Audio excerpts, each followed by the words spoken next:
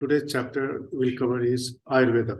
You know, and Ayurveda should be part of all the courses.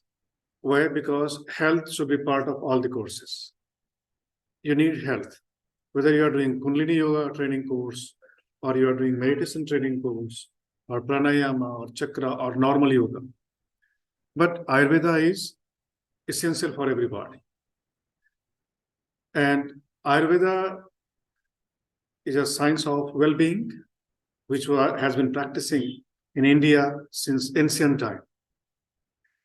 And there have been many pioneers or discoverers of Ayurveda. First of all, Ayurveda is an allied practice of yoga. Whenever you practice yoga, you have to practice Ayurveda also. So without Ayurveda, yoga is incomplete. And you know what is yoga? Yoga is union with divine, union with God. When you become one with God, you are in yoga. This is what is philosophy, yoga philosophy, right? Yoga philosophy is becoming one with God. And what is God? God is everything. God is everything. And especially God is present. God is present. So whatever is with you at present, that is God. God exists in the present, always. As such, there is past, there is future, past which has been past, future that is yet to come. But what becomes past and future? Present only. Present itself becomes past, and future, when comes, then that comes in form of present. Isn't it? Future always comes in form of present. And present only becomes past. In that view, God is present. Okay? And whatever is in present, that is form of God. And when you become one with the present, whatever is in front of you, that means you are in yoga. So yoga means to become one with the present. Present subject, present object, present theme, present person, present people, whatever is at present right now with you. Like you are God for me, and I am God for you. And everyone who is at present with you is form of God. So what you have to do is become one with that. Don't hide yourself in becoming one with that. If I'm meeting you, then I should meet with my entirety, right? So the entire Yogi Anand should involve in this meeting. Otherwise, that will not be complete yoga, complete union. That will be partial union. So yoga is to become completely one with the present subject, object, or whatever is there with present. That is yoga. Clear? And to become complete one with the present thing, you will have to be healthy. You will have to be well. If you have pain, can you become completely one with the present? No. That will start drawing your attention. If you have back pain or knee pain, you are with me. If you have knee pain, that pain will be drawing your attention. That will not let you focus completely on me. Isn't it? This is very practical. If you have a stomach ache, you cannot focus. If you have any kind of ache, any kind of pain, whether in teeth, whether in joints, whether in muscles, body, eyes, ears, all parts of the body, you cannot be one with the present thing. Therefore, health is the first thing to become in yoga. Health is the first thing. If your health is not well, then you cannot practice yoga completely. Therefore, we practice certain essential things like asanas. Asanas are a very important part of yoga, right? But if you are doing asanas, but you are not taking food, what will happen? Your body will become very lean. Your body will start eating your flesh, eating your body muscles. When you are hungry, when you are observing fasting, you're not eating food, then your body starts eating your body. Your body becomes like this, right? You are aggravating your metabolic system. If your metabolic system is hyperactive, then what will happen? Your body will become lean. So all the lean people have hyper metabolic system. Like Ravi has hyper metabolic system. You see? So we have to have this balanced, right? And what affects metabolic system? Food, digestion system, right?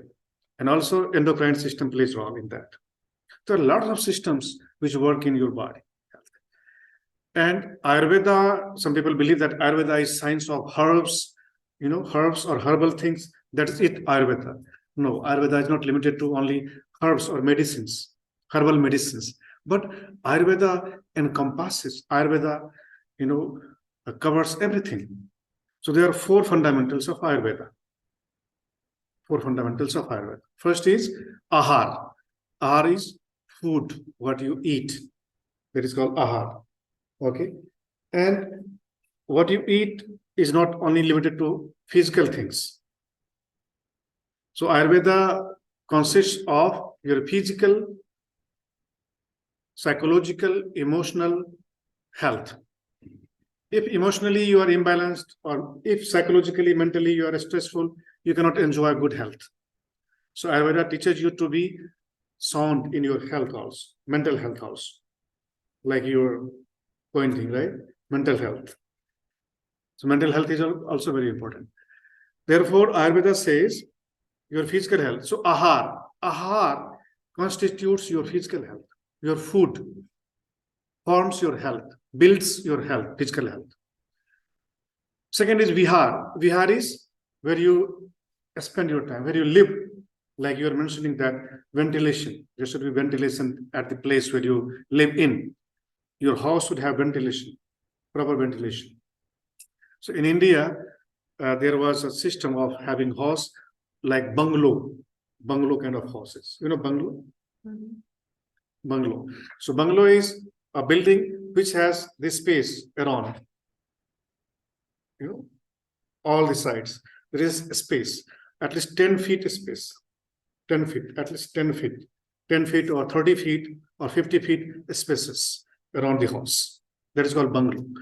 So there is ventilation. And at the boundary, there were lots of plants, trees around the house, so that will supply the air, oxygen, pure oxygen. Then they used to have big windows to have proper air ventilations. So that is proper vihar.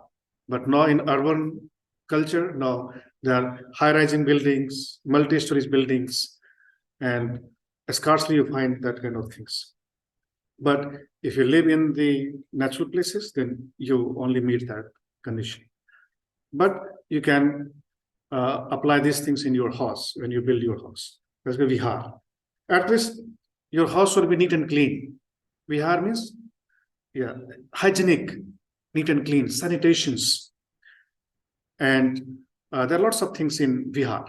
So feng shui, feng shui, Vastu Shastra, Vastu Shil, that teaches lots of things, how to keep your horses, which facing horse is good for health, like east facing horse is good for health. So these are things, okay?